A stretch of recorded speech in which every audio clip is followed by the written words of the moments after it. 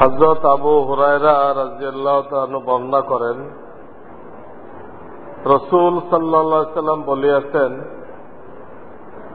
মানুষের স্বভাব এমন যে নিজ ভাইয়ের চোখের খড়কুটাও দেখিয়া ফেলে। মানে সামান্য কিছু পড়ছে, এটাও সে দেখে ফেলে, কিন্তু নিজের চোখের কড়ি কাঠও দেখিতে পায় না। নিজের চোখে ওর থেকে বড় একটা আছে, এটা তার নজরে পড়ে না।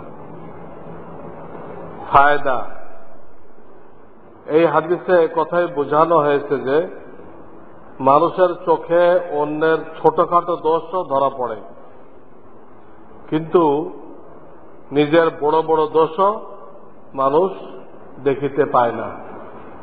নিজের ব্যাপারে অন্ধ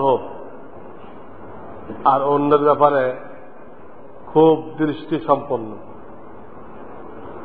সেটা বুঝায়, এই হাদিস দ্বারা বোঝানো হয়েছে যে এটা ঠিক না, বরং অন্যটাকে ছোট করে দেখতে হবে, নিজেরটাকে বড় করে দেখতে হবে। এক ভাইয়ের একটা দোষ পাইলাম, মনে করতে হবে এর তো একটা দোষ আর আমার 100 দোষ, তা আমি খারাপ। আর আমি খারাপ বলেই মানুষের খারাপিগুলো আমার কাছে ধরা পড়ে বেশি। আমি খারাপ বলেই মানুষের খারাপই আমার কাছে বেশি ধরা পড়ে। এইভাবে নিজেকে ব্যাখ্যা করতে হবে, তাহলে সে নিজের চিকিৎসা করাইতে পারবে, নিজেকে উন্নতির দিকে নিতে পারবে। আর যে খালি অন্যের দোষ দেখে,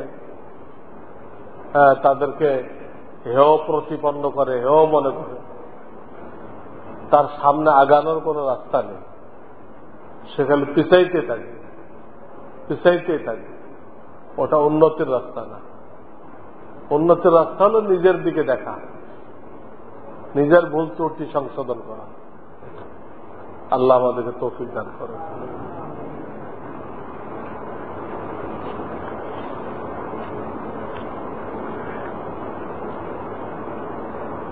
ক্যালেন্ডারে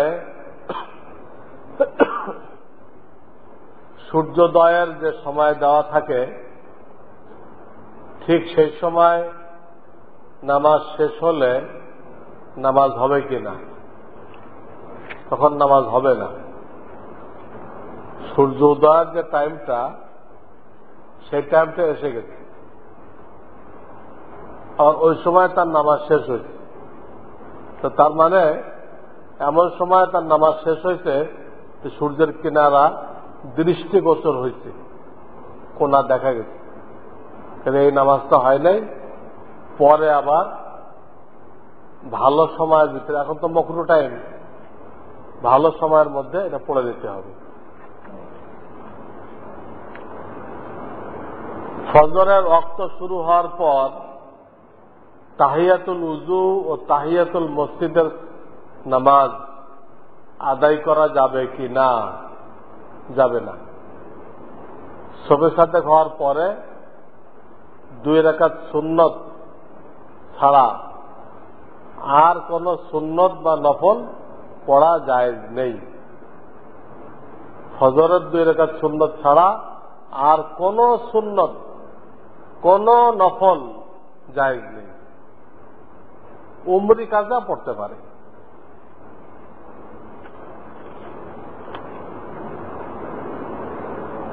কোন কোচিং সেন্টারে ছেলে মেয়ে একসাথে ক্লাস করে, কোন কি সবগুলোই করে।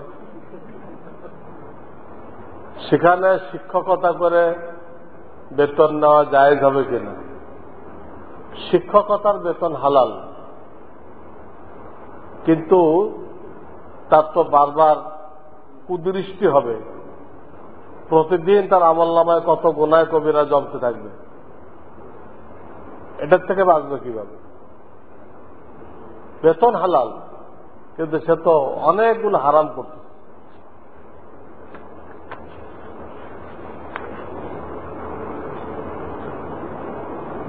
দিনের বিভিন্ন হকের মেহনত আছে, দাওয়াত, তালিম, তাজকিয়া,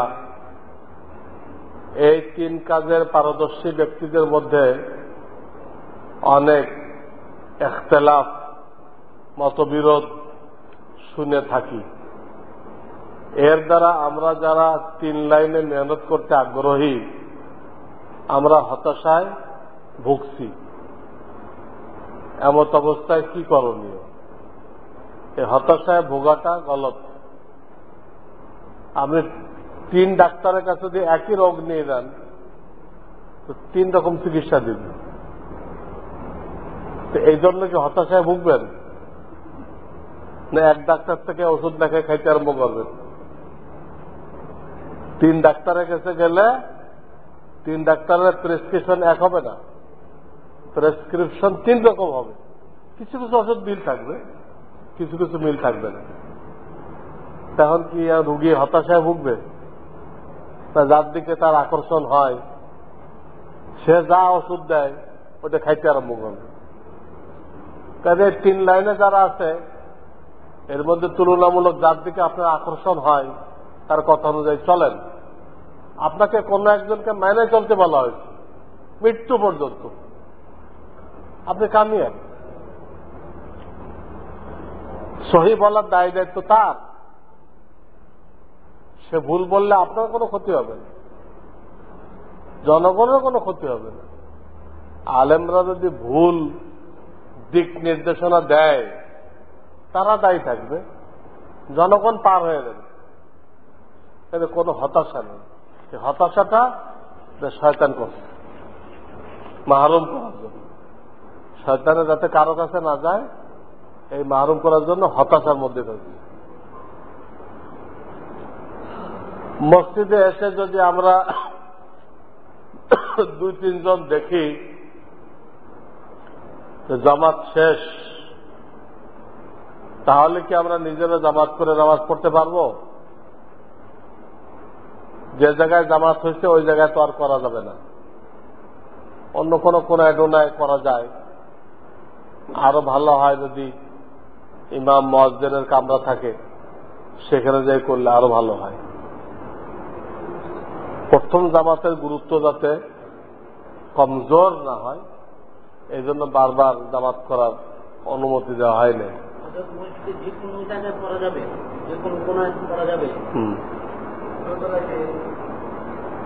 মোটামুটি আগে যেভাবে যে জায়গায় হয়েছে ইমাম যেখানে দাঁড়াইছিল ওই সুরতে হবে না, অন্য জায়গায় পড়তে হবে।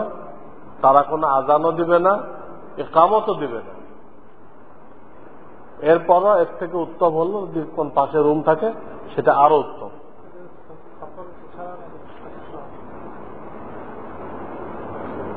যে কোনো সময় একজন বলল জুমার নামাজের আগে বাংলায় বয়ান করা বেদাত, জানতে চাই সেই লোকটা কি কোনো মুফতি? মুফতি না হয় তো তার কথা পেশ করা যাবে না, কারণ সমস্ত মুফতি সাহেবরা জুমার নামাজের আগে খুতবার আগে বাংলা বয়ান করতেছে। এরপরে যদি কেউ বলে সেদের বেকুব, এটা প্রমাণ করার জন্য বলছে, নিজেকে বেকুব প্রমাণ করার জন্য সে কথাটা বলছে।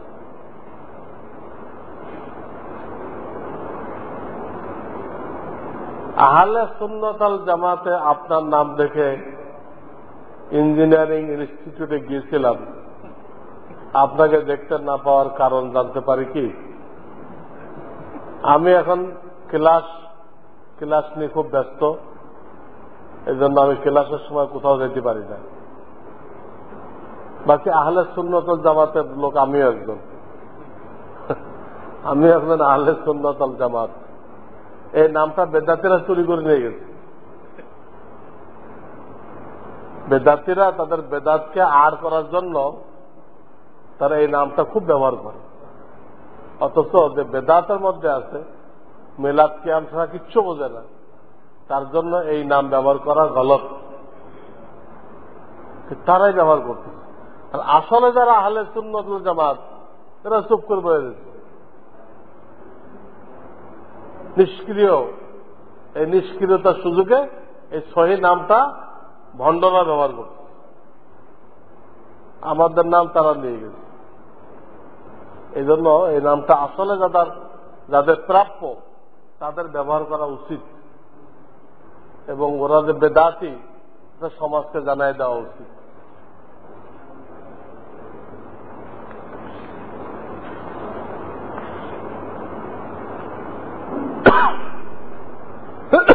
একজন মুসলমান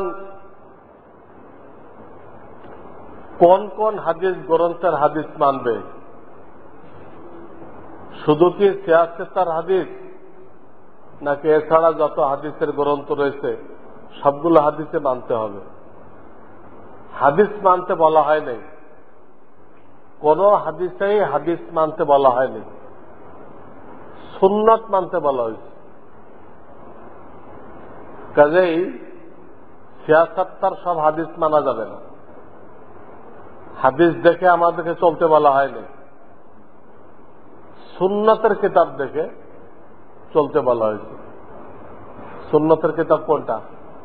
ইমাম আবু হানিফা রহমাতুল্লাহ আলাইহির কিতাবুল আসার, ইমাম মালিক রহমাতুল্লাহ আলাইহির মুয়াত্তা, ইমাম শাফি রহমাতুল্লাহ আলাইহির কিতাবুল এগুলো সব সুন্নতের কিতাব। এইগুলো দেখতে মানতে বলা হয়েছে। আমি 2-3 দিন আগে বুখারী শরীফ পড়ে দিয়েছিলাম, অন্যখানে তো 1-2টা হাদিস আসে যেগুলো রহিত হয়ে গেছে, একদম বাদ হয়ে গেছে, ওটা বুখারীর লয়ে গেছে। কারণ ওটা তাদের দায়িত্ব না, ওটা তো ফিকাহবিদদের দায়িত্ব। ওগুলো লয়ে আছে, হাদিস কিন্তু বাদ হয়ে গেছে, নিষেধ হয়ে গেছে, তাও বুখারীওয়ালা আসছে, এটা মানা যায় না, জায়েজ নেই। কিন্তু ওই দিন একটা পৃষ্ঠা সামনে পড়লো, একটা পৃষ্ঠায় যতগুলো হাদিস আছে সবগুলো রহিত। বুখারী শরীফের একটা পৃষ্ঠা পড়াইলাম আমি, এই পৃষ্ঠার সবগুলো হাদিস রহিত হয়ে গেছে, মানসুখ হয়ে গেছে। কারণ আপনি যদি বুখারী দেখে দেখে আমল করেন একদম গোমরাহ হয়ে যাবে, আপনার জন্য বুখারী না, হয়তো বুঝবেনই না যে রহিত হয়ে গেছে। পড়ে পড়ে এগুলো আমল করবেন, যেগুলো বাদ হয়ে গেছে, কোন এক জামানায় ছিল, সেগুলো লয়ে বুখারী শরীফ, অন্যগুলোর কি আসল। এই জন্য জনসাধারণের জন্য হাদিসের কিতাব দেখে আমল করতে যাওয়া বিরাট রিস্ক, সে উল্টা উল্টা দিক চলবে।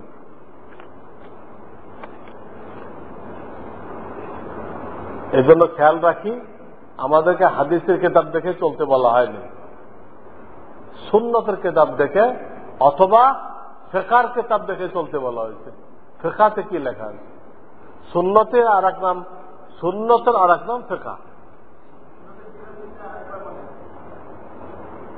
ইমাম আবু হানিফা রহমাতুল্লাহ আলাইহির কিতাবুল আসার, ইমাম মালিক রহমাতুল্লাহ আলাইহির মুয়াত্তা, ইমাম শাফি রহমাতুল্লাহ আলাইহির কিতাবুল অন্যের হক নষ্ট করা হয়েছে, এখন ফিরিয়ে দেওয়ার মতো অবস্থা নাই। মাপ চাইতে গেলেও উল্টা অবস্থার আশঙ্কা আছে। এখন কি করণীয়? উল্টা অবস্থা মানে কি? মার দেবে? এরকম আশঙ্কা থাকলে তৌফিক অনুযায়ী তার জন্য দান খয়রাত করতে থাকবে, তার জন্য যতটুকু তৌফিক আছে, এবং তার জন্য ইস্তেগফার করবে। হাসরের ময়দানে এইগুলো যখন সে দেখবে আপনি তার জন্য এত ইস্তেগফার করছেন, তো সে তার দাবি ছেড়ে দিবে। ওই আশঙ্কা থাকলে তৌফিক অনুযায়ী তার সব পৌঁছানোর জন্য দান খয়রাত করবে এবং তার জন্য আল্লাহর কাছে মাফ চাবে।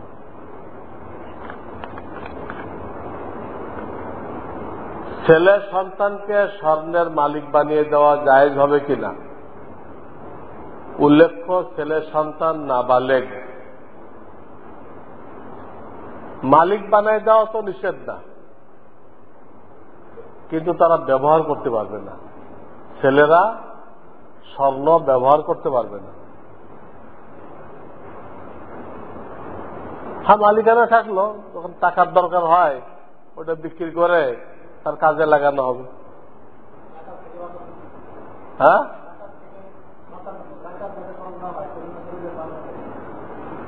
এই তো আল্লাহর সাথে ফাঁকিবাজি। যাকাত থেকে বাঁচার জন্য যেটা করে থাকে তো জঘন্য, আল্লাহর সাথে ধোঁকাবাজি করল।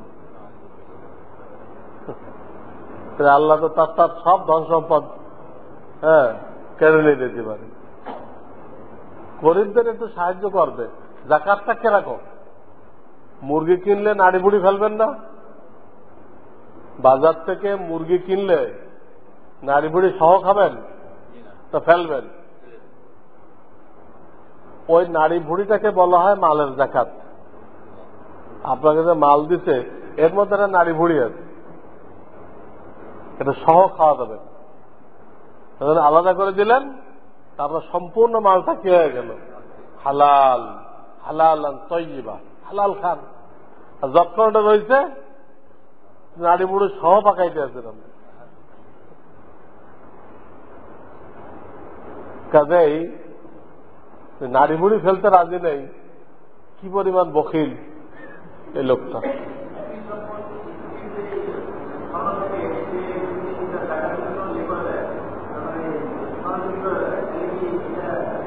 স্বর্ণ বিক্রি করলে টাকার উপর যাকাত আসবে?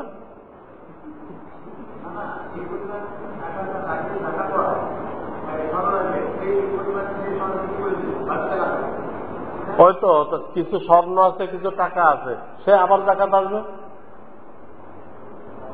স্বর্ণ যাকাতের মাল, টাকাও যাকাতের মাল, বেশি দিলে কোনো লাভ নেই।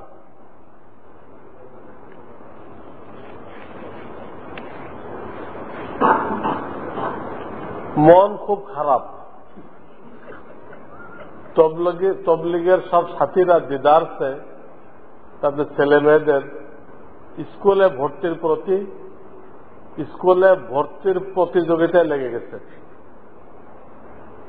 একজন অন্যজনকে তাশকিল করছেন, উৎসাহ দিচ্ছেন, ঘুষ দিচ্ছেন,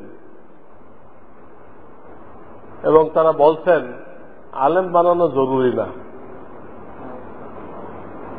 এখন আমরা কি করব? বাস তাদেরটা তারা আল্লাহ কাছে হিসাব দিবে। আলেম বানানো জরুরি না, তো কি খ্রিস্টান বানানো জরুরি? স্কুলে দিলেন মানে তো আপনি ইহুদি খ্রিস্টানদের সিলেবাস পড়ার জন্য তাদের হাতে তুলে দিলেন। মানে কি ইসলামের সিলেবাস? কোন স্কুলে কি ইসলামের সিলেবাস পড়ানো হয়? ইসলামকে নিয়ে কটাক্ষ করা। আর ওই লোকগুলো সঠিক অর্থে তবলিগওয়ালা না, এরা তবলিগের লেবাসধারী।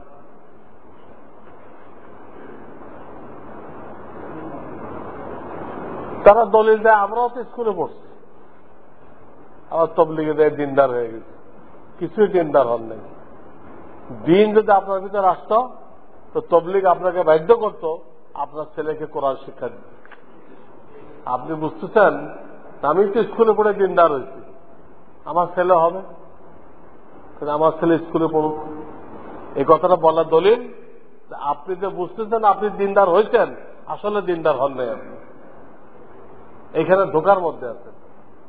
আর এটাও চিন্তা করেন আপনার সময় স্কুলের কি পরিবেশ ছিল আর এখন স্কুলের কি পরিবেশ। আসমান জমিন ব্যবধান, আসমান জমিন ব্যবধান। এখন তো স্কুলগুলো আমেরিকার ফ্রি সেক্স হয়ে গেছে। এখানে ছেলে দিয়ে আপনি আবার তারা দিনদার বানাবেন?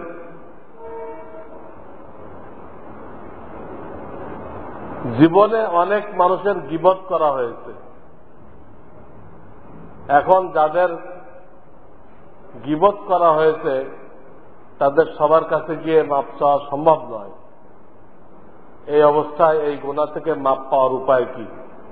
আগে যারা বলা হয়েছে ওইটাই, তাদের জন্য ইস্তেগফার করতে হবে যাদের গীবত করা হয়েছে।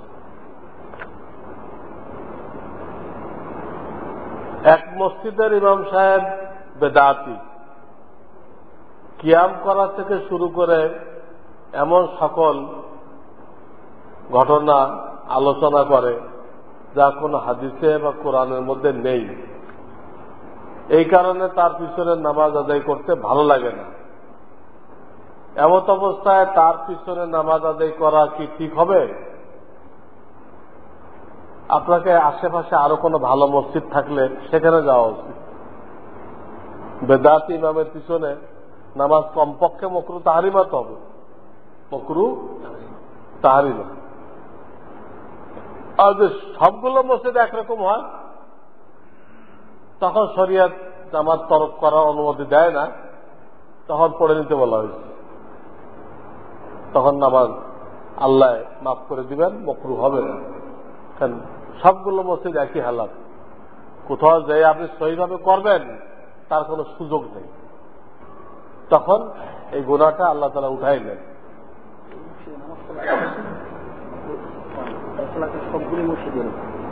তাই তো, তখন যে কোনো একটাতে কম বেদাত মনে করে ওটাতে পড়বে। খাতেমা বিল খায়ের বলতে কি বুঝায়? খাতেমা বিল খায়ের বলতে বোঝায় যে মৃত্যু যেন ইমানের সাথে নসিব হয়, মৃত্যু যেন ইমানের সাথে নসিব হয়। এটাকে আরবিতে বলে খাতেমা বিল খায়ের। খাতেমা মানে মৃত্যু, বিল মানে সাথে, খায়ের মানে ইমান। মৃত্যু ইমানের সাথে তো সবার দরকার। যত বড় পণ্ডিত হোক, আলেম হোক, যেই হোক, এইটা না পাইলে তার জীবনে 16 আনা মিছে, সব বৃথ হয়ে যাবে। কিন্তু এটার জন্য কারণ এটা গ্যারান্টি নেই, কারোর জন্যই গ্যারান্টি নেই যে তার মৃত্যু নিশ্চিতভাবে ইমানের উপরে হবে, এই গ্যারান্টি কাউকে দেওয়া হয়নি। এই জন্য সবসময় আল্লাহর কাছে দোয়া করতে হবে এবং আল্লাহর কাছে এটা চাইতে হবে। খাতেমা বিল খায়ের, ইমানই মৃত্যু, চাইতে হবে। সূরা হাসরের যে আয়াতগুলো আমরা পড়ি না, ওর কিন্তু একটা ফজিলত দেই, যারা পড়বে আল্লাহ তাদেরকে ইমানই মৃত্যু দান করবেন। আর এক রিওয়ায়াত আছে শহীদই মৃত্যু দান করবে।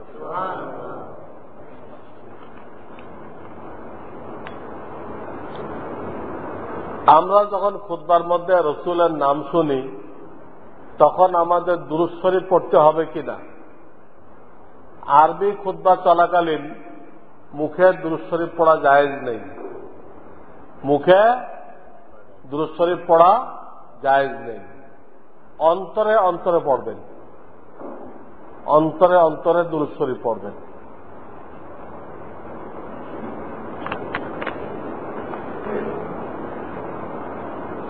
আর এটা তো অনেকবার বলা হয়েছে,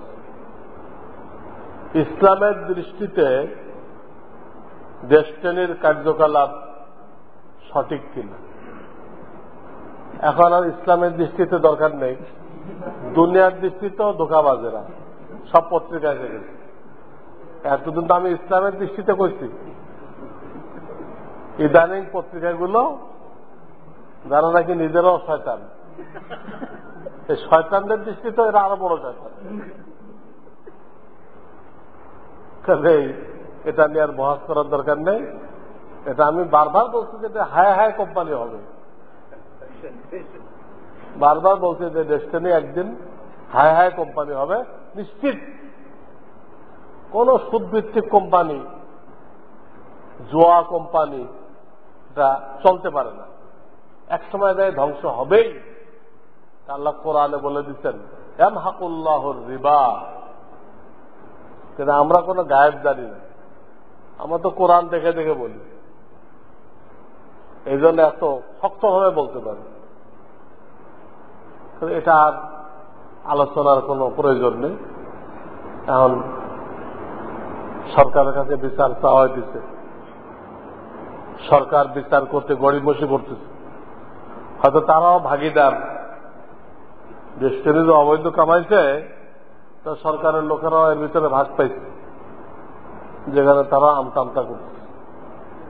এইভাবে জনগণের সম্পদ এক একটা কোম্পানি লুট করে আর সরকার তাদেরকে সুযোগ করে দেয়, কোম্পানিগুলোকে সরকার সুযোগ করে দেয়, লুটপাট করে সরকারকেও দেয়, তারাও খায়, মাঝখানে জনগণের পক্ষে কেউ নেই।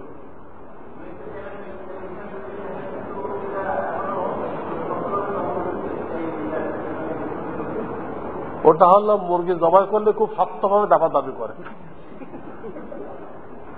শক্ত হয় না, যেটা মরে নেই এখন। মুরগি জবাই করলে শক্তভাবে দাবি করে, এই দাবি কতক্ষণ? কোরআন বলতেছে ধ্বংস হবে, ওরা কইলে হবে?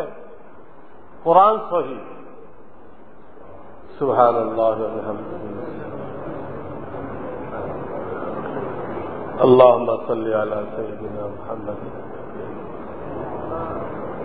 ربنا لا تزغ قلوبنا بعد إذ هديتنا وهب لنا من لدنك رحمة يا حي يا قيوم برحمتك أصلح لنا شأننا كله ولا تكلنا إلى أنفسنا طرفة عين. سبحان ربك رب العزة عما يصفون وسلام على المرسلين الحمد لله رب العالمين.